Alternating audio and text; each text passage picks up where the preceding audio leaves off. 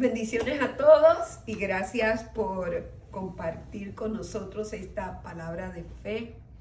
Yo quise ponerle por título a esta palabra que quiero compartir con ustedes esta noche y que es parte de lo que hemos venido hablando: improve your faith. En vez de yourself, improve your faith, ¿no? El mejoramiento de tu fe, fe plus, no sé.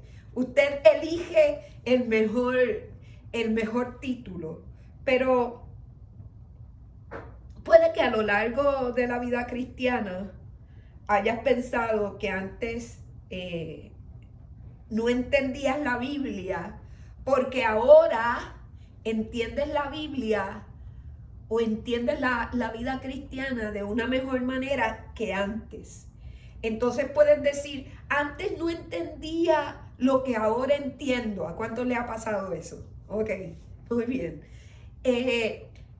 Y cierto, entendemos hoy mejor que antes, pero no significa que antes no entendíamos bien. Y esto es muy interesante porque el Señor me hablaba y me decía, y esto es lo que sentí en mi espíritu, y es que nosotros tenemos que entender que nosotros tenemos entendimiento de las cosas, así como de la vida o de lo que nosotros vivimos día a día, o en educación o en diferentes áreas de nuestra vida, de acuerdo a la maduración que nosotros tenemos. Por lo tanto, significa que el conocimiento que tú tenías hace un año atrás, que hoy se ve mejorado un año después, era lo que tú podías tener en ese momento de tu vida, y en ese momento de tu vida eso era conocimiento adelantado para ti, ¿me entiendes? Entonces, la idea es que a medida que nosotros vamos, ¿qué? Creciendo, y el crecimiento es ¿qué? Maduración. En la medida que nosotros vamos creciendo y vamos madurando, nuestro conocimiento se va actualizando, como las computadoras, como los celulares, que tienen actualización cada año, cada cierto tiempo. ¿Por qué? Porque mejoran el funcionamiento, siguen trabajando para mejorar el funcionamiento de ese equipo que nosotros le llamamos una computadora o le llamamos un celular. O por ejemplo, nosotros recientemente nos compramos una cafetera que ella lo único que le falta es hablar, ¿verdad? Pero antes uno hacía café como hirviendo un poco de agua y echándole la harina al café para que hirviera y listo, y luego lo colaba con una telita o algo, y bueno, las cosas se han mejorado tanto, han ido en aumento el conocimiento y el desarrollo, que ahora tenemos máquinas que tú las dejas solas y ellas deciden a qué hora lo hace, usted la programa, cuánto café se hace, y hasta te despierta, pones la alarma y comienza por la mañana sin tú tener que ir allá a sonar, como resultado del mejoramiento por el avance del conocimiento. Bueno, la vida cristiana nosotros no podemos quedarnos atrás. Necesitamos nosotros tener conocimiento, mejoramiento, entender la Biblia de una mejor manera, tener una mejor comprensión. El problema está cuando la gente va a la iglesia como algo repetitivo y rutinario. Vio que algo muy interesante que pasa con el cerebro es que nuestro cerebro siempre va a buscar guardar o ahorrar energía.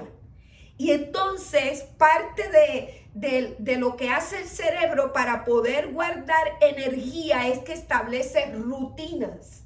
Y en las rutinas usted tiene eso de que se levanta y corre para el baño, se lava los dientes, se baña, no sé, se asea, y cuando llega al trabajo se pregunta: oye, yo me habré lavado los dientes esta mañana, ¿no?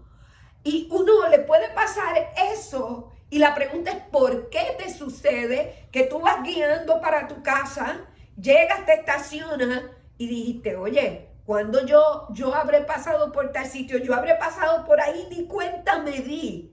porque nos ponemos en automático, porque el cerebro guarda energía y hace rutinas, y esas rutinas hacen que nosotros entremos en un modo automático que por eso es que lo hacemos automáticamente y luego no nos recordamos si lo hicimos o no lo hicimos. Pero es que el cerebro está guardando energía. Entonces, cuando nosotros entramos en la vida de fe, nosotros tenemos que tener cuidado de poner nuestra vida de fe en un ahorro de energía. Vio que el celular y el reloj también se ponen en modo de ahorro y se apagan y solo se prenden cuando tú lo necesitas para preservar energía. Bueno, lo mismo pasa con el cerebro. La idea viene de este cuerpo maravilloso que Dios hizo. Y entonces a veces nosotros vamos rutinariamente a la iglesia y rutinariamente venimos de la iglesia. El domingo ya todo el mundo para la iglesia,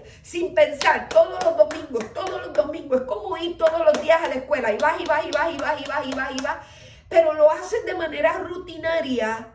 Y si tú no estás consciente de eso, tu vida de fe se pone en pausa, porque simplemente vas, pero no hay una actividad consciente de la vida de Dios. Y eso, hoy en día, mucha gente le llama, ¿qué? Le llama religión, porque es ese estado inconsciente en el que te metes, donde no hay una vida activa de fe. Por eso es que es importante que salga de nosotros el no querer ser una persona rutinaria, en el mejor sentido de hacer las cosas automáticamente. No que las rutinas no valgan, son buenas, son importantes, son necesarias en nuestra vida, pero esa vida automática donde nosotros no entramos en conciencia de lo que significa servir a Dios, de lo que significa adorar a Dios, es importante que nosotros la revisemos y tengamos cuidado de ello. Ahora bien, hablando acerca de la importancia de madurar, de crecer, de entender de la vida de Dios, yo quiero que usted me acompañe a Gálatas capítulo 4, versículo 1.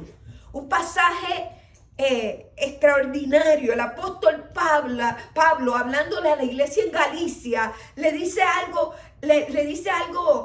muy interesante. Le dice a la iglesia: pero también digo, entre tanto que el heredero es ¿qué? Es niño, ¿no? En nada difiere del esclavo, aunque es señor de todo. Eso es extraordinario. Es extraordinario. ¿Por qué?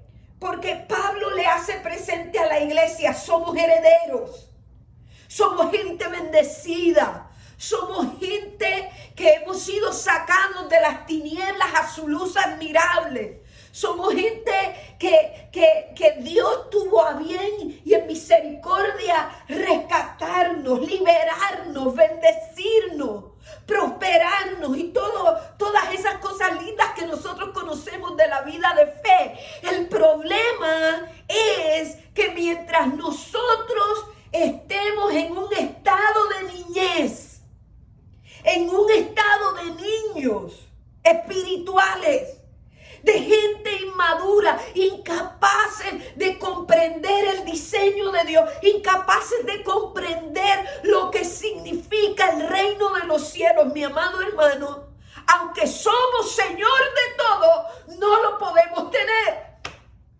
Amén. No lo podemos tener. ¿Por qué? Porque no hemos comprendido la dimensión del reino de los cielos. Yo puedo tener 3 y 4 carros como mamá, pero no puedo darle las llaves de un carro que es una herramienta importante para trasladarnos, ¿no? Para mejorar nuestra calidad de vida a un niño de 10 años, a un niño de 12 años, porque no tiene la madurez suficiente que se requiere para tener un carro en las manos, un auto en las manos, ¿verdad que sí? Entonces uno tiene que tener cuidado. Hay tiempos y temporadas para cada cosa en la vida de los individuos. ¿Y de qué depende? Diga, de madurez. Dígalo de más alto, de madurez. De madurez. Depende de madurez. Ustedes recordarán al profeta que dijo, oh Señor, yo soy un niño. ¿Quién fue ese? Jeremías. Jeremías tiene una experiencia sobrenatural con el Dios eterno. Y el Señor viene a visitarlo. Y Jeremías ya es un profeta, ya es grande, ya es un hombre maduro, un manganzón. Y el Señor viene y lo visita y le da una palabra. Y Jeremías dice, oh Señor, espérate un momentito. Creo que te equivocaste, conmigo no es. Yo soy un niño. Y el Señor le dice, ningún niño. No vuelvas a decir que eres niño, porque a todo lo que yo te envíe, ok, despiértate, a todo lo que yo te envíe irás y harás todo lo que yo te diga. ¡Qué tremendo!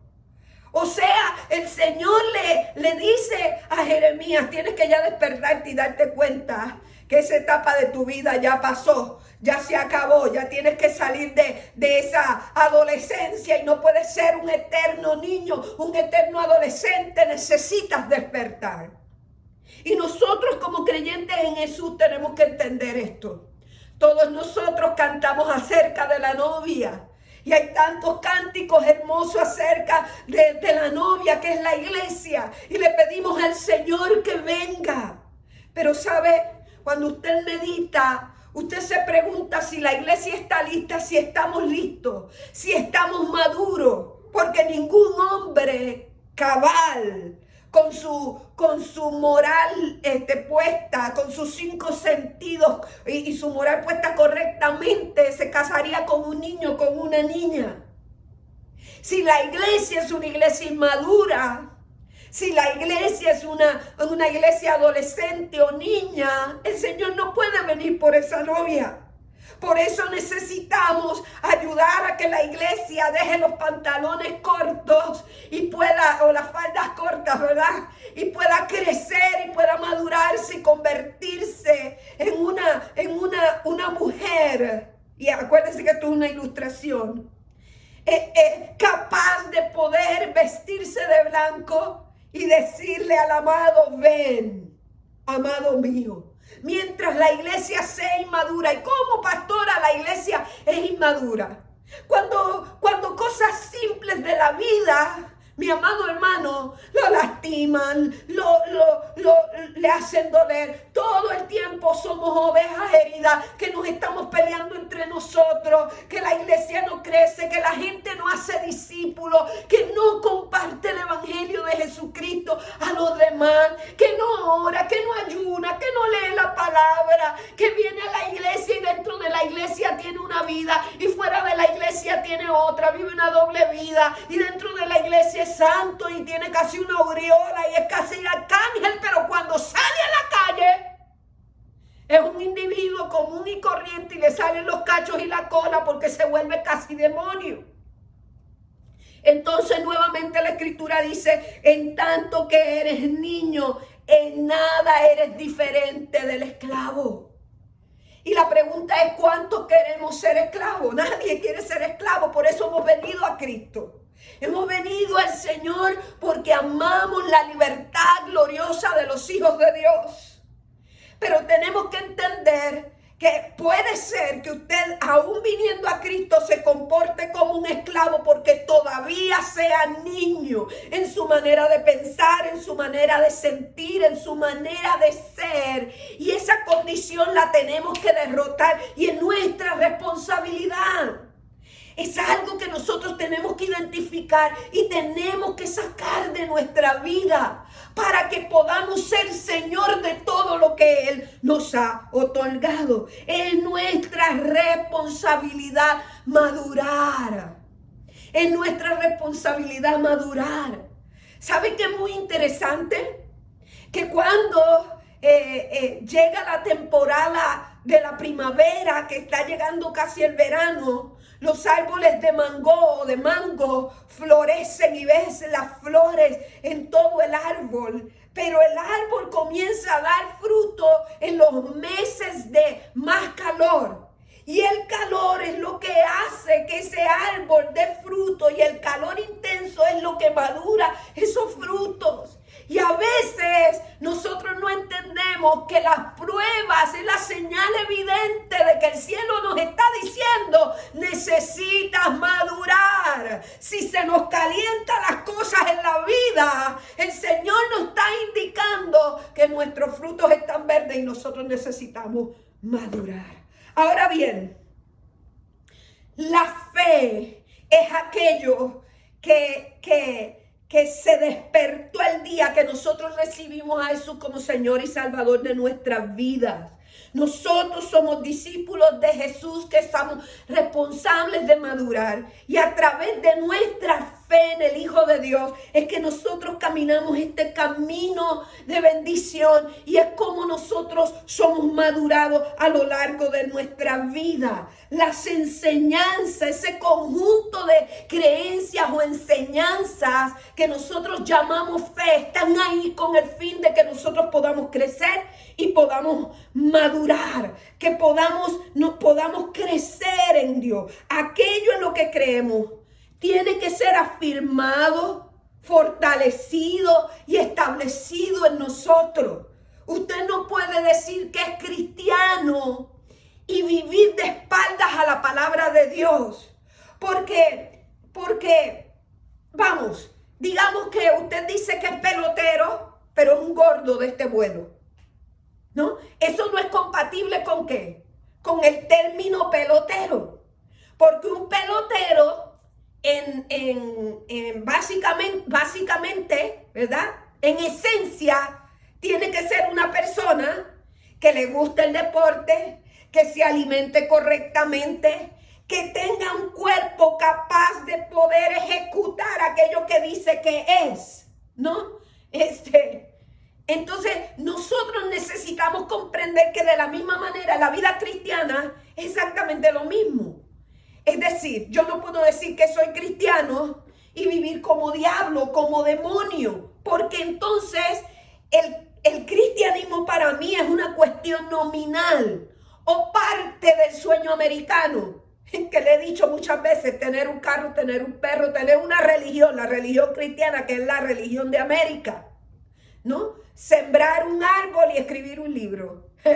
Entonces, a eso se reduce como que el sueño americano, pero la vida en Dios no es un sueño, es una verdad que tiene que ser vivida. Y usted tiene que entender que usted tiene que conectar la palabra con la acción, el pensamiento con la acción. Es decir, yo soy una persona que soy creyente y si soy creyente, estas son las señales evidentes de mi fe en Jesús. No puedo decir que soy un discípulo de Jesús, un seguidor de Jesús y no orar, y no ayunar, y no leer la palabra, y no tomar tiempo para meditar en él, y no tener por lo menos una vez al día un momento para escuchar una palabra que me edifique, una palabra que me bendiga, ¿me entiende? Y no ofrendar, y no diezmar, porque estas todas son señales evidentes de que yo soy un discípulo de Jesús, que yo tengo una fe en el Hijo de Dios, de que he sido sacado de las tinieblas a su luz admirable. Ahora bien, dice la Escritura, y hemos venido leyendo esta porción de la palabra. Segunda de Pedro, lea conmigo, vamos conmigo, Segunda de Pedro. Usted que me ve allí también, vaya conmigo a Segunda de Pedro y vamos a leer lo que dice la palabra en Segunda de Pedro, capítulo 5 al 11. ¿Qué dice? No tengo 5, tengo hasta el 3. Segunda de Pedro 1, 5 al 11, perdón. Primera de Pedro 1, 5 al 11, dice la Escritura. Por esto mismo, poned toda diligencia en añadir a vuestra fe virtud, a la virtud conocimiento, al conocimiento dominio propio, al dominio propio paciencia y a la paciencia piedad, a la piedad afecto paternal y al afecto paternal amor. Muy bien, entonces la palabra del Señor establece que a la fe, que es lo que venimos hablando estos días, hay cosas que son necesarias que tú le añadas, ¿no? Le decía a ustedes que harina sola no es una torta, no es bizcocho. sino que la harina es un elemento importante o indispensable para hacer una torta o para hacer un cake, un bizcocho, pero es necesario que le añadas huevo, aceite, leche, azúcar, canela y zanahorias, y no sé si es de zanahoria y pecanas y toda esa cosa, ¿verdad? Y va a depender del tipo de cake que usted quiera hacer, de bizcocho que usted quiera hacer, de torta que usted quiera hacer. Son los ingredientes que se tienen que añadir allí para poder nosotros lograr lo que queremos. Y luego de que usted bate todo eso, lo tiene que poner al fuego. Y es el fuego el que le dará el carácter de torta. Porque si usted bate todos esos ingredientes y lo deja ahí encima esperando que haya un cake, nunca va a verlo. Por lo tanto, el fuego es lo que determina, es la fase final. Y a veces nosotros no entendemos que las pruebas en nuestra vida lo que están haciendo es hinchar la masa, cocinar la masa para que todo amarre, como dicen los mexicanos, para que todo amarre, ¿verdad? Ahí, y entonces tengamos esa sabrosa torta que hemos estado esperando o queriendo. Bueno, cuando nosotros venimos a Dios, tenemos que entender que la fe es imprescindible, que la fe es importante, que la fe es necesaria, pero hay elementos que son importantes en nuestra vida que necesitan ser añadidos a esa fe.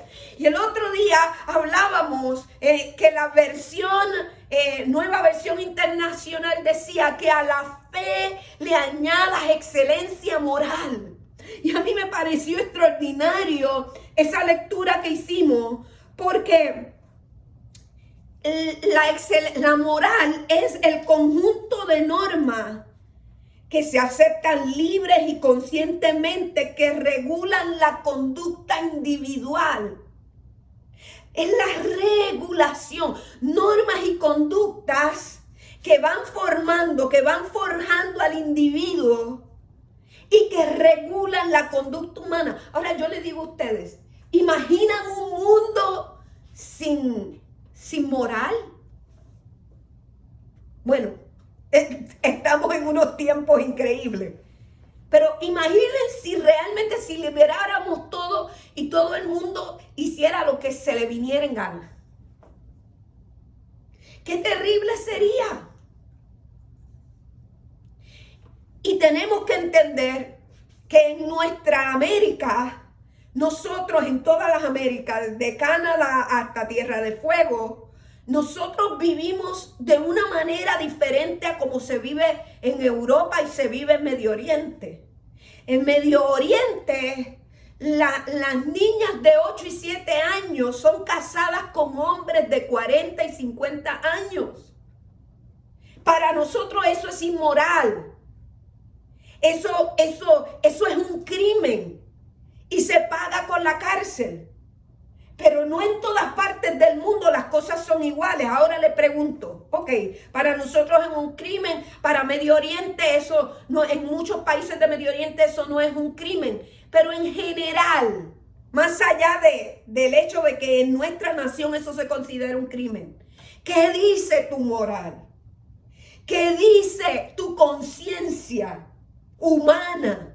Más allá de que somos norteamericanos o hispanos o americanos de este continente americano.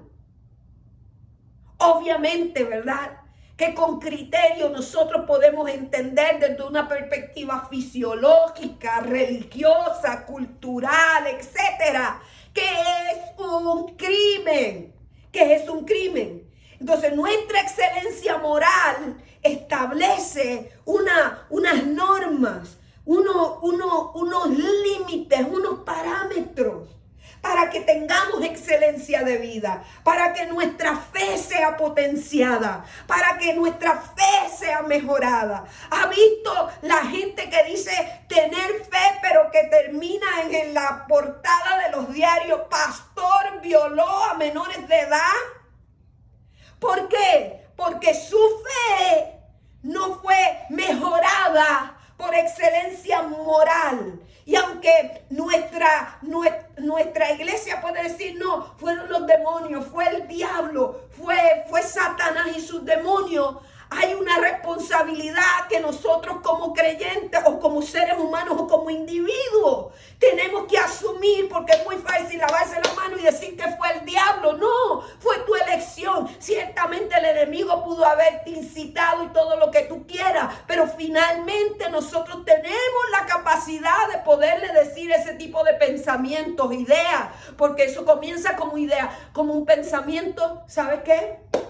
Te reprendo en el nombre de Jesús. No te permito en el nombre poderoso de Jesús. Así que finalmente nosotros somos responsables y nos hacemos responsables de aquellas decisiones que tomamos o dejamos de tomar y que vienen como resultado de que nosotros en nuestra vida nos vamos edificando a través del conocimiento de Dios, a través del conocimiento de la palabra de Dios, a través de expandir nuestro entendimiento, a través de entender y de nosotros comprender.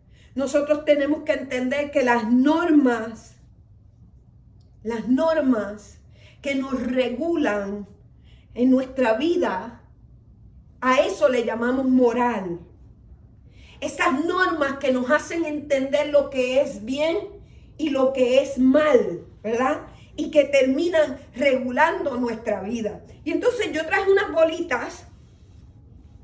Y si me ayudas con esto aquí, para no salirme del encuadre, yo quiero que cada uno de ustedes tome una pelotita de estas que les traje. Porque esta pelota representa nuestra vida. Ahora, ¿qué pasa si yo suelto esta pelotita aquí en esta mesa? ¿Qué va a pasar? Se rueda. Se va a rodar y se va a ¿qué? Caer. ¿Y se va a caer por qué? ¿Por qué se cae la pelota? La ley de la gravedad. La ley de la gravedad. ¿Qué más? Porque está suelta. Porque está suelta.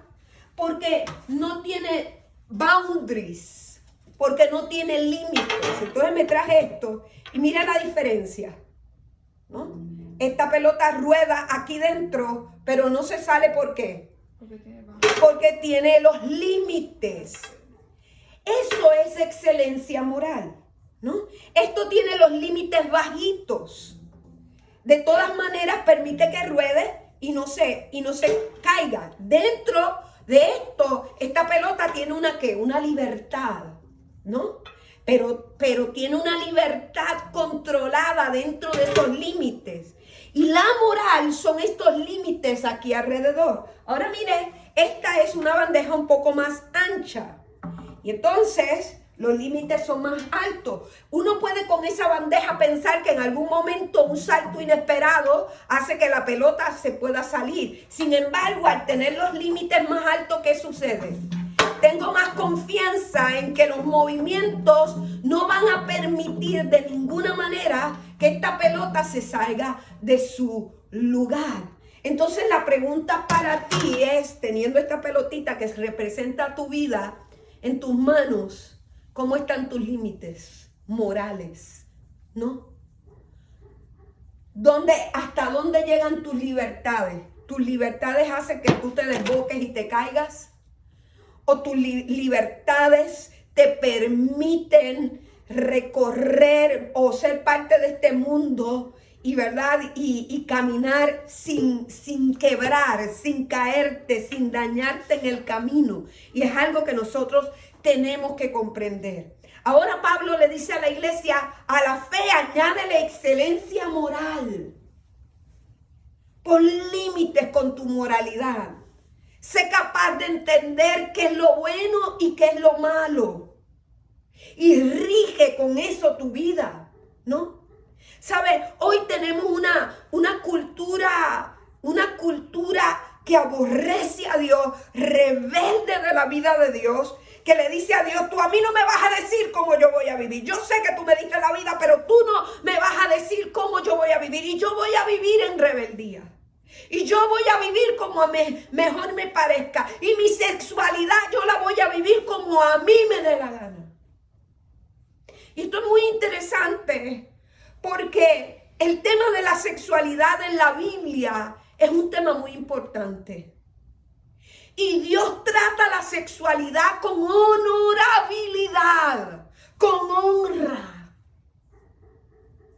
Y nos enseña a nosotros como creyentes en Jesús a vivir honradamente aún en lo secreto, aún en lo más íntimo. Y por eso es que es tan importante que nosotros levantemos nuestros límites y regulemos nuestra vida y tengamos excelencia moral en todo lo que nosotros hacemos, porque nosotros no nos debemos a esta sociedad, nos debemos al Dios eterno. A Él honramos aún con nuestra moral, aún con aquellas cosas que nosotros determinamos hacer o no hacer, aquello que nosotros determinamos decirle sí o aquello que nosotros determinamos decirle no.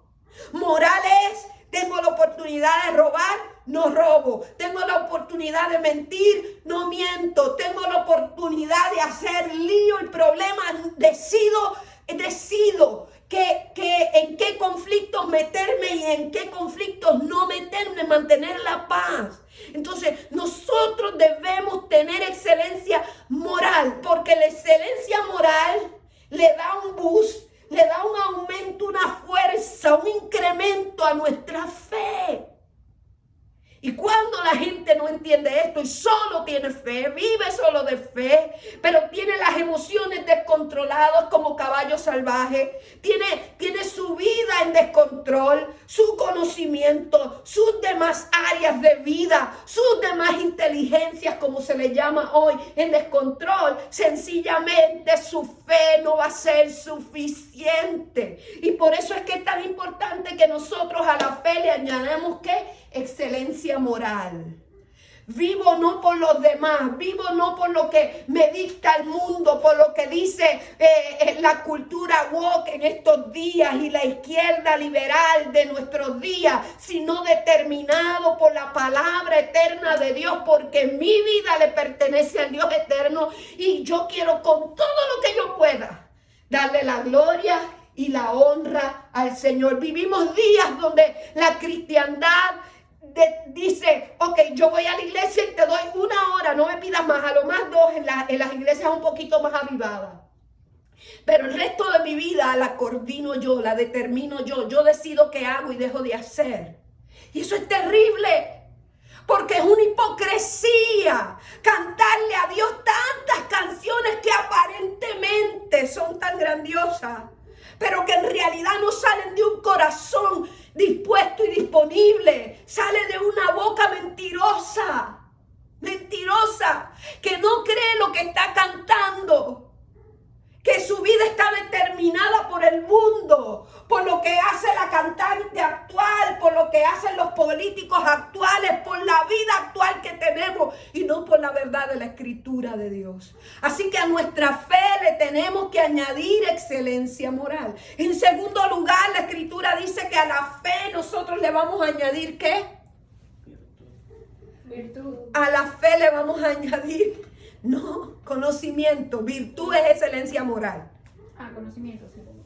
Conocimiento. Y esto es vital. Esto es importante. Esto es importante, que a nuestra fe nosotros le añadamos conocimiento. Y yo quiero que usted entienda esto, porque nosotros fuimos trasladados del reino del imperio de la muerte, dice la palabra, el reino de la luz. ¿Cuál es la diferencia entre imperio y reino? Joel, ¿cuál es la diferencia entre imperio y reino? ¿No se han preguntado eso? Imperio creo que es más extenso, ¿verdad? Es más, Busquen la definición en sus celulares. Les va a parecer interesante. ¿Sabe que el término imperio viene de imposición, de imponerse, de someter a la gente? En cambio, los reinos tienen que ver con reyes, dinastías, ¿no? Con gobierno. Y esa es la diferencia. Cuando Jesús enseña a orar, ¿lo tienen? ¿Qué dice? A ver, imperio, ¿qué significa? Acá dice, imperio y reino son dos organizaciones gubernamentales y geográficas muy diferentes. Un imperio es un estado multireligioso, multicultural y multiétnico que logró sus territorios mediante la conquista y se mantiene en expansión hasta que encuentra algún tipo de presión. Un reino es un estado regido por una monarquía, un tipo de gobierno donde el cargo es vitalicio y hereditario. Muy bien. Entonces, son dos cosas diferentes, ¿verdad? Y como decía Joel, es en expansión el imperio. Y se establece y se impone y conquista, ¿no? En cambio, el reino tiene que ver con reyes y dinastías y es otro tipo de gobierno o de forma de gobernar. Entonces, cuán importante es que nosotros podamos entender que Jesús nos habla acerca del reino de Dios. Cuando nos habla acerca del reino de Dios, nosotros no podemos tener ese concepto vacío en nuestra mente. El reino es gobierno. Es el gobierno de Dios en nuestra vida. Así que cuando nosotros venimos a la fe en Jesús, nosotros tenemos que entender que el reino de Dios es el gobierno de Dios sobre nuestra vida, que Él es el rey vitalicio, ¿no? Que Él es el rey vitalicio y nosotros somos sus siervos, sus súbditos y vivimos en este reino de la luz, que es un reino maravilloso, que es increíble. Y Jesús enseña diciendo que nosotros oremos que el reino de los cielos venga y se haga manifiesto en nuestras vidas y se haga evidente en nosotros. Y es algo que nosotros necesitamos orar. El reino tiene que venir a ti. El reino tiene que venir a ti. El reino tiene que venir a mí. Yo tengo que ser invadida en lo personal por ese reino. En mi casa tiene que ser invadida por ese reino. ¿Qué significa eso? El gobierno de Dios en mi vida. El gobierno de Dios en mi casa.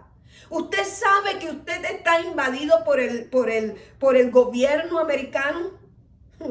Todo lo que nosotros vivimos es una invasión del gobierno en la nación en la que nosotros estamos. Y usted puede estar en contra de ese gobierno, pero tiene que sujetarse a ese gobierno porque vive aquí. Desde cómo vive en una vecindad, desde cómo tiene que tener su casa, desde cómo son construidas las casas, desde cómo llega el agua a tu casa, la luz a tu casa, cómo salen las aguas de desecho de tu casa, etcétera. Solo que nosotros lo hacemos todo normal, lo hemos normalizado todo, pero no entendemos el cómo manejas tu carro, cómo debes tener tu carro, cómo sales de los aeropuertos, cómo entras en los aeropuertos, cómo tienes que tener a tus hijos, cómo te casas, cómo te divorcias. Todo está bajo un gobierno. Y en el reino de la luz, en el reino de Dios, el gobierno de Dios tiene establecido leyes y tiene establecido principios que nosotros necesitamos aprender para poder vivir en ellos.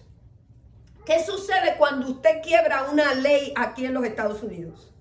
Damaris, ¿qué sucede cuando tú te pasas una luz, por ejemplo, en rojo? Está straight down por la calle, va por ahí para abajo por la calle y te pasaste la luz en rojo y te vio un policía.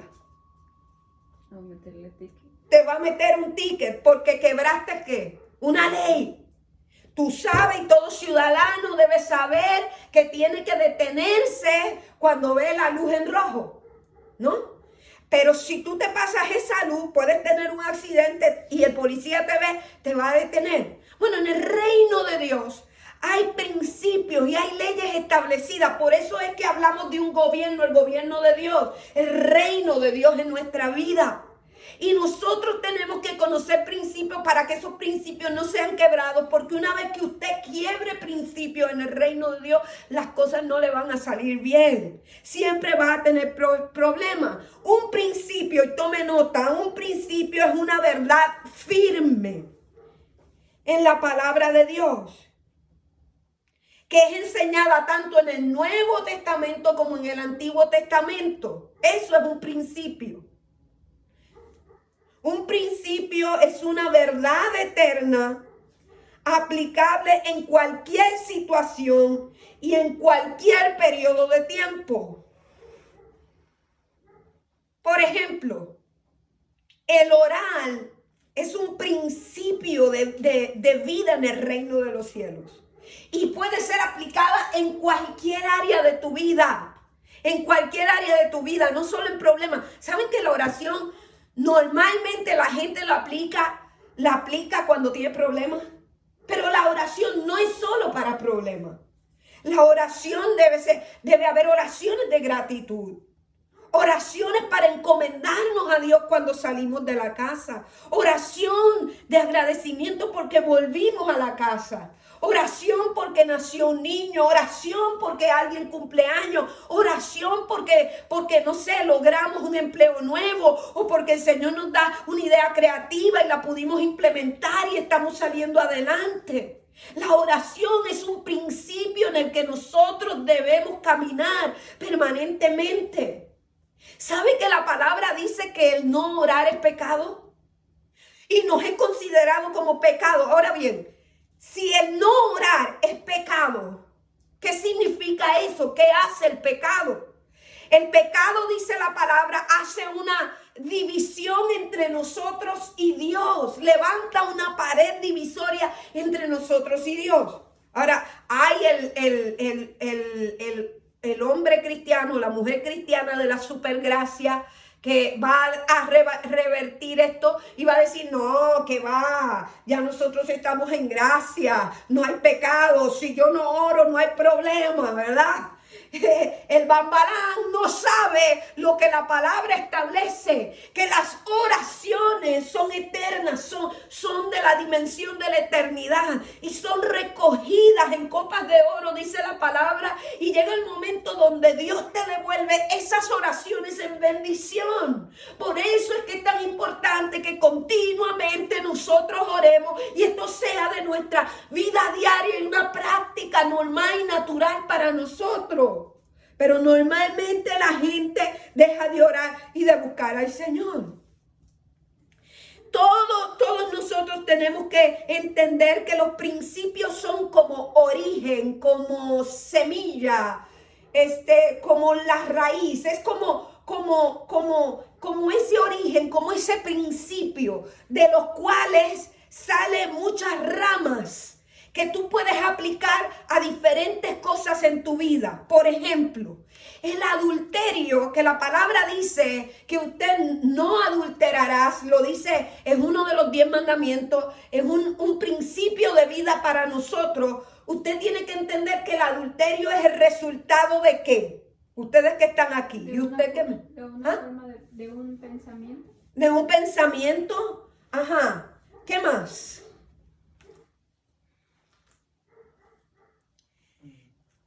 ¿Saben de qué? El adulterio es un fruto de la deslealtad. De la deslealtad. Entonces, cualquier persona puede decir, yo no he adulterado. Cuidado, porque el adulterio es una expresión dentro del matrimonio de deslealtad.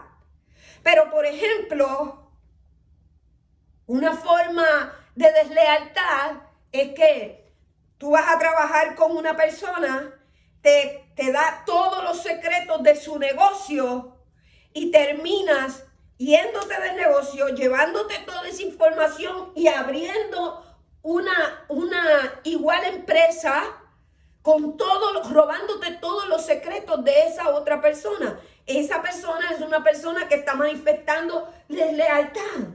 Y el principio es de deslealtad. ¿El resultado qué es?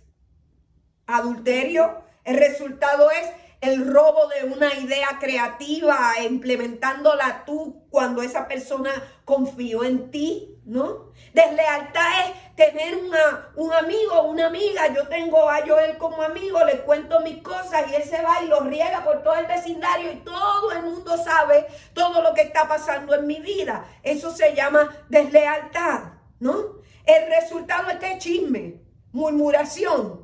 El fruto es murmuración, pero la raíz, el principio, es una deslealtad.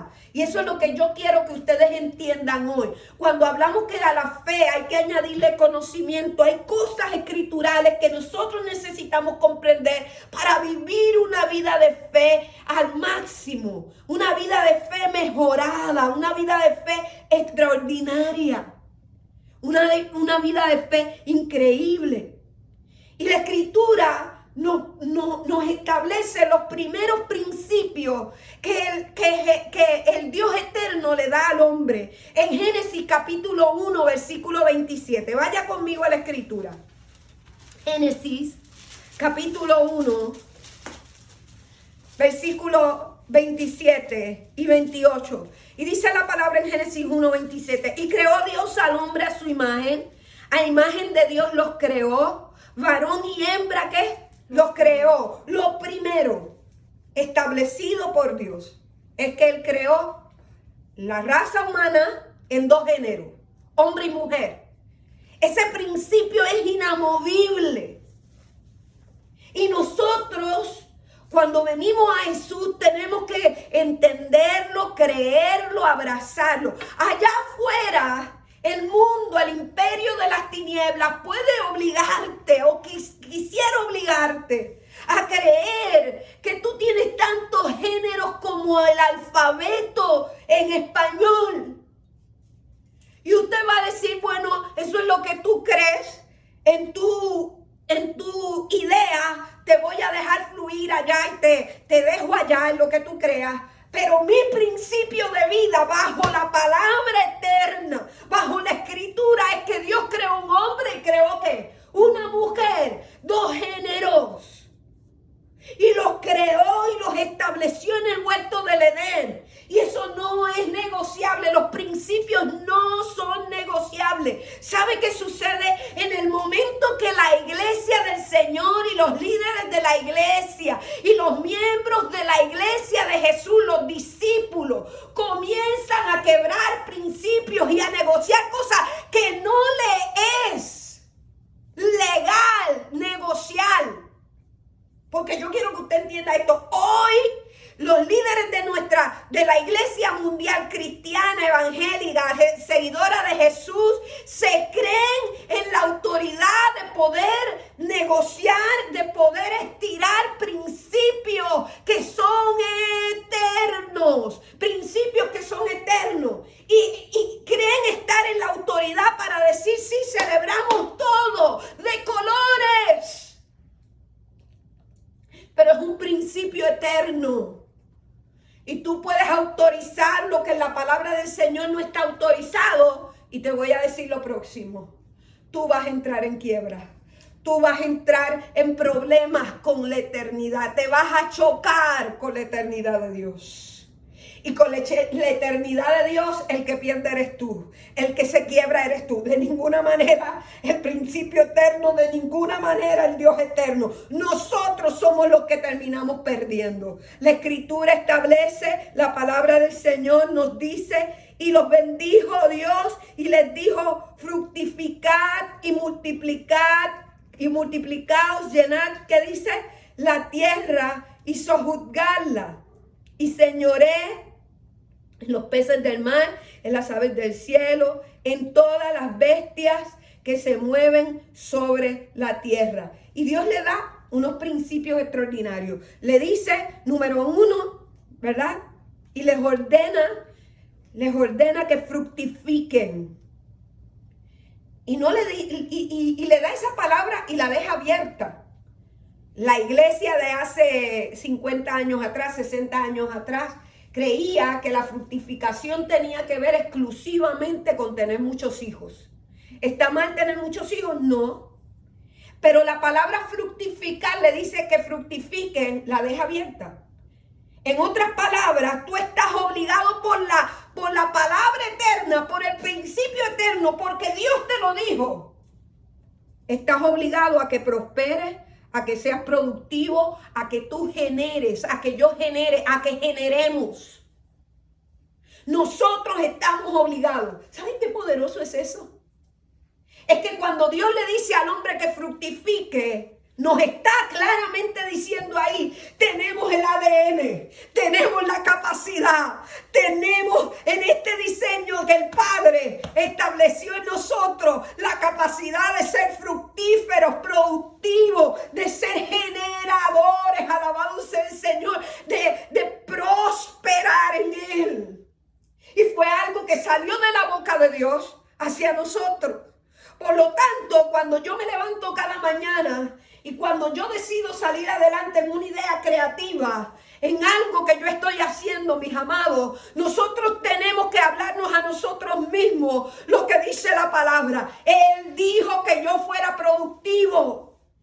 Y mi fe tiene que ser empoderada por esa palabra de conocimiento. Sé fructífero, llena la tierra.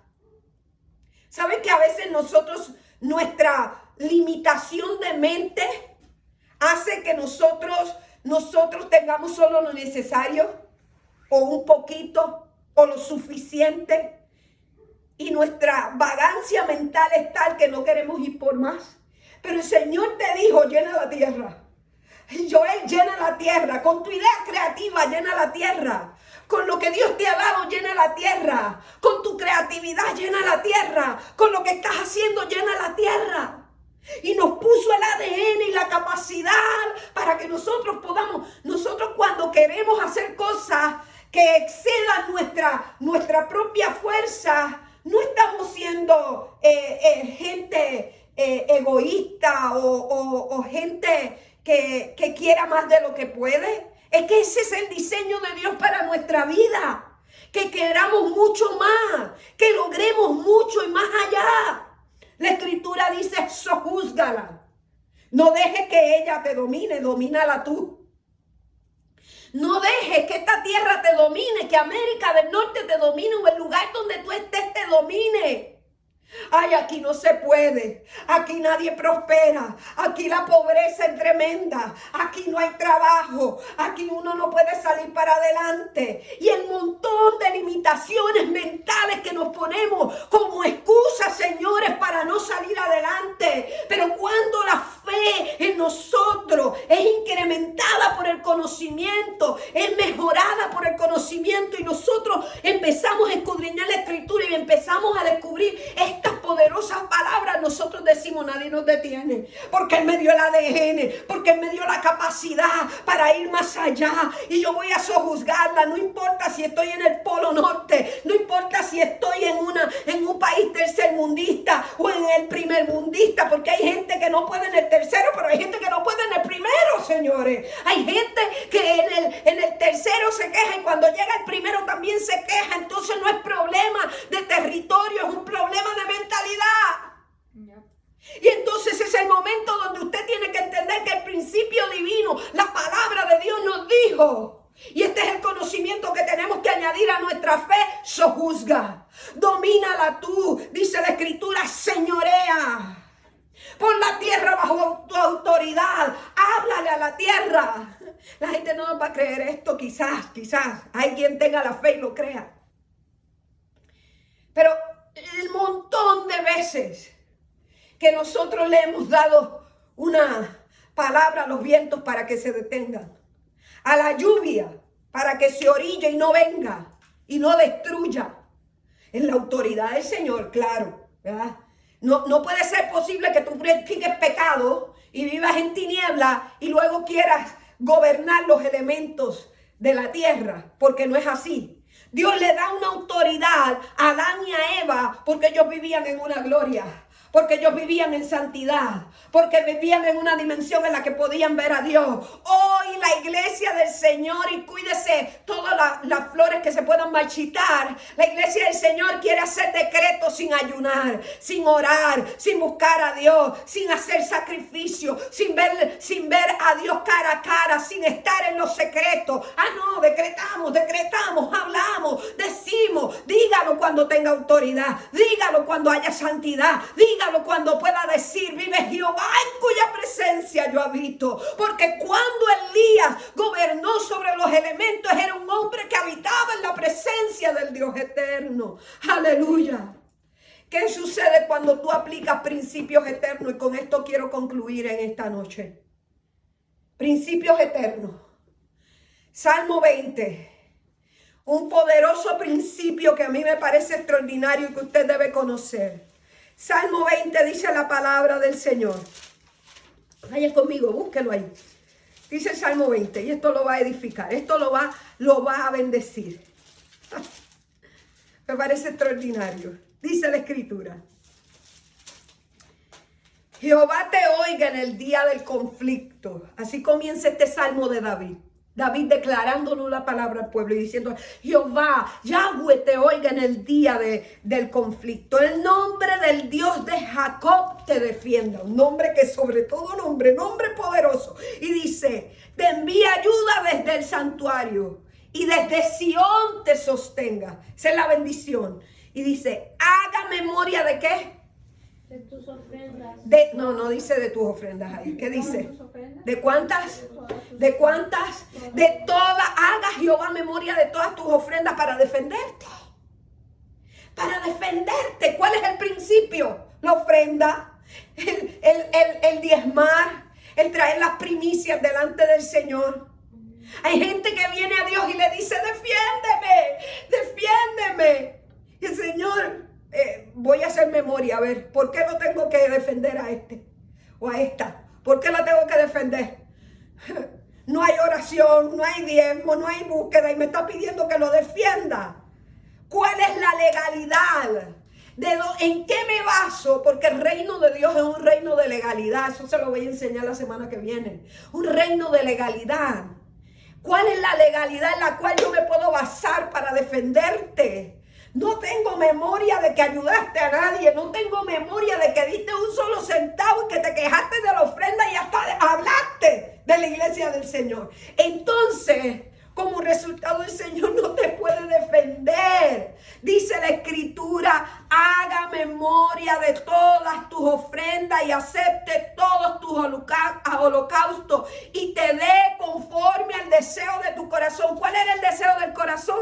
Que Jehová oiga en el día del conflicto y el nombre de Jehová te defienda. Ese es el deseo del corazón. Pero la única manera o el camino a recorrer es a través de que la ofrenda del Señor haya tocado el altar del sacrificio continuamente. La gente dice, ¿por qué a Joel Dios lo oye y a mí no? ¿Por qué a él lo sana y a mí no? ¿Por qué a Sara el Señor la oye y a mí no?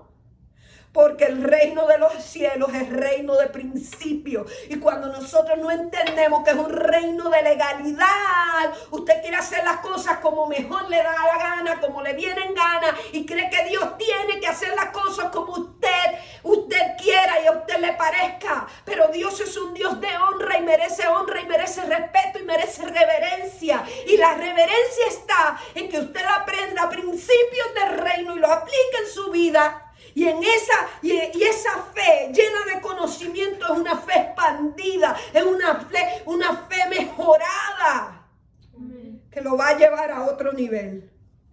Dice la Escritura, ya cogió el principio, ¿verdad? Vaya conmigo a Hechos 10. Mire lo que sucede cuando el principio está activo. Esto que acaba de decir David aquí está claramente en la Escritura manifestado. Hechos capítulo 10, versículos 1 al 4. Y dice, y había en Cesarea un hombre llamado, ¿qué? Cornelio, centurión de la compañía llamada la Italiana. O sea que ni tan siquiera era judío, era uno que estaba con la ocupación romana. Y estaban allí destacados en una compañía que se llamaba la Italiana. Y dice, piadoso y temeroso de Dios, con toda su ¿qué? Su casa. Y que hacía muchas limosnas, estaba mucho, y el término limosna no es el mejor. Mucha benevolencia, dice otras porciones de la Escritura, otras traducciones bíblicas. Muchas benevolencias al pueblo, ayudaba mucho a la gente.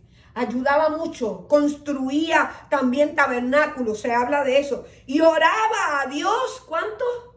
Siempre, el tipo siempre estaba dando y siempre estaba orando, siempre estaba dando y siempre estaba orando, siempre estaba dando y siempre estaba orando. Y dice la palabra, vio claramente en una visión como a la hora 9 del día, que un ángel de Dios entraba donde él estaba y le decía, Cornelio. Él, mirándolo fijamente y atemorizado, dijo, ¿qué es, Señor? Y le dijo, tus oraciones y tus qué. Vamos. Llama. Memoria delante de Dios. Tus oraciones y tu benevolencia, tu limosna han subido para memoria delante de Dios.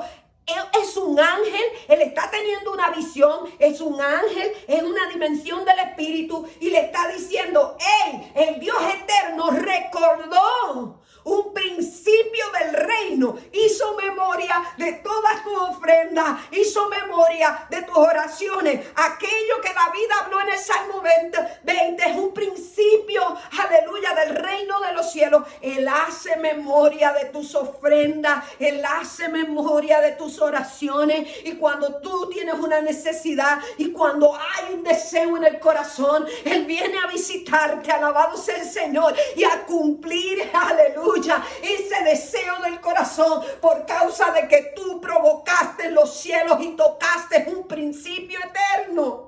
¿Sabe que Cornelio fue el primero en recibir el bautismo con el Espíritu Santo? Pedro no quería ir. Yo para allá no voy. Este es romano. Este no es de los nuestros, no es judío. El Señor le dijo, vas. Envío unos ángeles que te van a venir a buscar y te van a llevar allí, porque yo voy a hacer una obra. Y a regañadiente Pedro llegó y lo primero preguntó, ¿saben ustedes del Espíritu Santo? Y él dijo, nadie aquí nos ha predicado. Y mientras él comenzó a darle una lata allí, el Espíritu Santo se derramó y fue una cosa tremenda. Y Pedro dijo, wow, no sabía que también a los gentiles le era la promesa del Espíritu Santo. Y se desató una gloria allí que dejó con la boca abierta al hombre de Dios y a la gente que estaba en aquel lugar. Y el corazón de Cornelio fue lleno, porque fue un hombre íntegro que cumplió principios del reino. Y si a tu fe le tienes que añadir algo con respecto a conocimiento, los principios del reino de Dios deben ser inviolables para mí. Deben ser, mira, una ley inalterable. Que nada ni nadie me haga moverme fuera de la ley establecida por el Señor. Puede hablar Raimundo y todo el mundo se puede levantar, quien sea el rey de Roma, puede hablar, el presidente de esta nación, a favor de cosas que están en contra de la verdad de Dios. Y yo siempre abrazaré verdades eternas, porque por encima de los gobernantes naturales está la palabra de Dios, está la gobernanza del reino de los cielos, el Dios eterno. Y cuando yo me mantengo fiel, no importa, mi amado hermano, lo que pase a mi alrededor, yo me mantengo fiel, Él va a cumplir los deseos del corazón y mi fe va a ser aumentada. Dale un aplauso al Señor. Gracias. Yo quiero que te pongas de pie ahí donde estás. Déjame orar por ti y déjame declarar una palabra de bendición. Señor, somos tus hijos, creemos a tu palabra. Y esta es una palabra extraordinaria. Una palabra, Señor, de aumento, de incremento, de maduración. No, Señor, no permitas que permanezcamos en un estado de niñez espiritual, sino madúranos para que, Señor, podamos entender que somos, Señor, de todo. Que hay cosas que hemos heredado en ti. Que hay bendiciones, Señor, que nos aguardan.